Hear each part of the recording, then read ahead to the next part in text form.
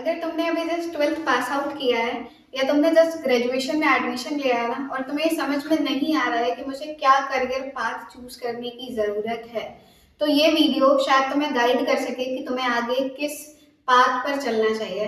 तो अभी मैं जो तुम्हें चीज़ें बताने वाली हूँ वो एक बहुत बड़े इकोनॉमिक्स हैं जिनका नाम है रॉबर्ट टी कियोसाकी, जिन्होंने बहुत सारी बुक्स लिखी हैं फाइनेंशियल एजुकेशन से related, like rich dad poor dad, business of 21st century and cash flow quadrant. तो उसमें इन्होंने एग्जैक्टली ये बताया हुआ है कि तुम्हें एक्चुअल में कैसे स्टार्ट करना चाहिए।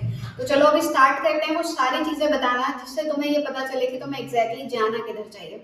तो अभी मैं तुम्हें जो चीज बताने वाली हूँ उसको हम बोलते हैं कैश फ्लो क्वाड्रेंट। अब ये कैश फ्लो क्वाड्रेंट क्या चीज है, सबसे पहले तो तुम ये समझो, ये कैश फ्लो क्वाड्रेंट है इस तरह से कुछ।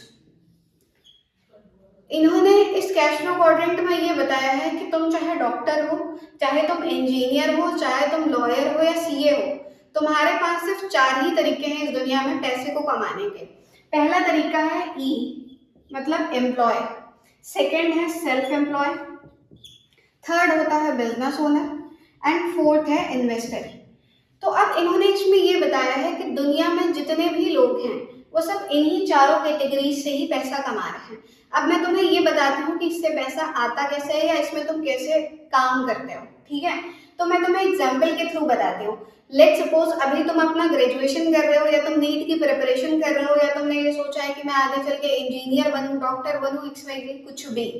ये बताते हैं कि इसमें तुम्हें किस कैटेगरी में आके ज्यादा पैसा आएगा और किस कैटेगरी में आके तुम्हारे लिए पैसा काम करेगा, राइट। तो अभी स्टार्ट करते हैं। तो एम्प्लॉय कैटेगरी में क्या होता है, लेट सपोज तुम एक डॉक्टर हो। अब जब तुम एक डॉक्टर हो तो तुम किसी हॉस्पिटल में जॉब करोगे। अब जब तुम एक हॉस्पिटल में जॉब करते हो तो तुम्हारा एक क्राइटेरिया होता है टाइम देने का। तुम वहां पर क्या सेल करते हो, अपना टाइम और अपनी एबिलिटी, और टाइम और एबिलिटी सेल करके ही तुम्हें आता है पैसा। अब जितना तुम टाइम देते हो और जैसी तुम्हारी एबिलिटी होगी उसी हिसाब से तुम्हें पैसा आएगा। अब लेट सपोज तुम एक सर्जन हो और तुम एक सर्जन 8 घंटे टाइम दे रहे हो और तुम्हारी एबिलिटी होना ही सर्जन है, राइट। तो तुम्हें बड़ा पैसा आएगा। अब उसी हॉस्पिटल में तुम देखोगे अगर कोई नर्स या वार्ड बॉय काम कर रहा है और वो भी सेम 8 घंटे ही काम कर रहा है, लेकिन उसकी एबिलिटी जो है वो कम हो गई है, तो उसको पैसा भी कैसा आएगा, छोटा आएगा। तो यहाँ पर अगर तुम सेम चीज नोटिस करो कि अगर यही सर्जन 8 घंटे की जगह 12 घंटे काम करेगा तो इसका पैसा जो है वो बढ़ जाएगा। लेकिन नर्स के साथ क्या होगा, वो समय बढ़ाएगी लेकिन सर्जन की तरह पैसा नहीं कमा पाएगी क्योंकि उसके पास वो एबिलिटी नहीं है पैसे को कमाने की, राइट। अब यहाँ पर क्या होता है, तुम हमेशा लिमिटेड ही मनी अर्न करते हो क्योंकि टाइम और एबिलिटी हर इंसान के पास लिमिटेड होती है, राइट। अब सेकंड होती है सेल्फ एम्प्लॉयमेंट। अब तुम एक सर्जन थे, तुमने ये सोचा अभी मैं जॉब करके थक गया हूँ, अब मैं खुद का कोई काम करूँ।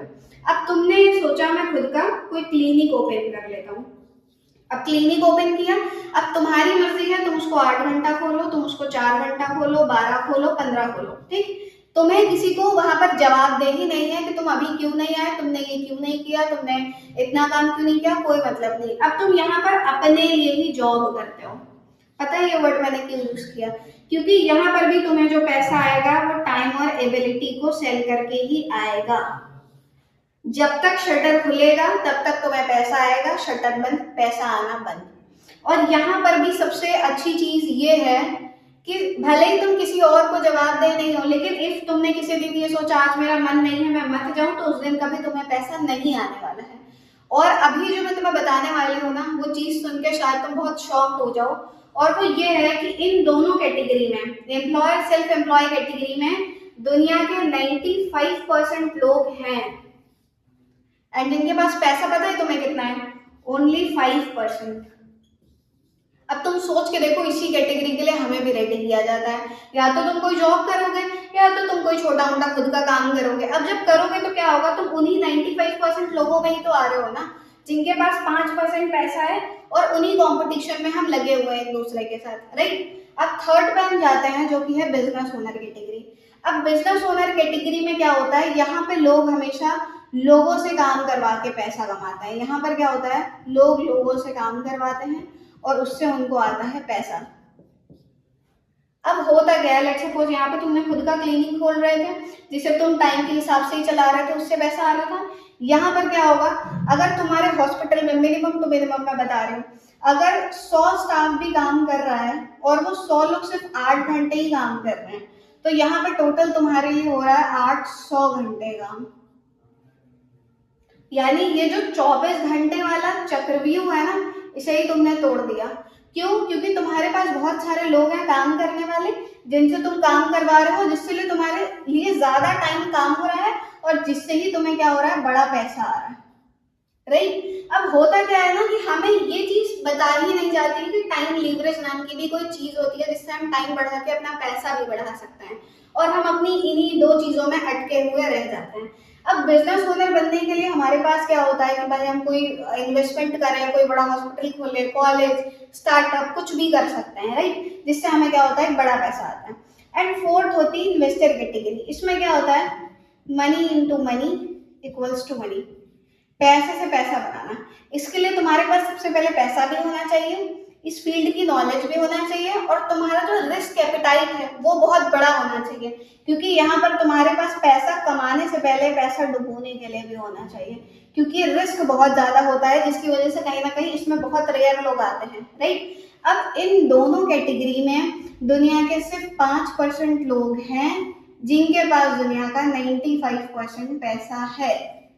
अब सबसे ज्यादा मेन चीज जो है ना वो ये होती है कि चलो इन दोनों कैटेगरी से निकलकर अगर हमें इस कैटेगरी में आना है तो हम आएंगे कैसे, वो मेन इंपॉर्टेंट टॉपिक होता है, क्योंकि बिजनेस स्टार्ट करने के लिए और इन्वेस्टर कैटेगरी दोनों में ही आने के लिए हमारे पास पैसा होना बहुत ज्यादा इंपॉर्टेंट है, और रिस्क एपेटाइट भी होना चाहिए कि पैसा डूब भी रहा है तो हमें उतना फर्क ना पड़े। अब इन दोनों कैटेगरी में कैसे आएंगे वो मैं आपको नेक्स्ट वीडियो में बताऊंगी कि आप कैसे ये 95% लोगों में से निकलकर 5% लोगों में आकर अपने टाइम को भी लीवरेज कर सकते हो और अपनी मनी को भी लीवरेज कर सकते हो। सो होप सो गाइस कि हम नेक्स्ट वीडियो में ये सारी चीजें डिस्कस करें।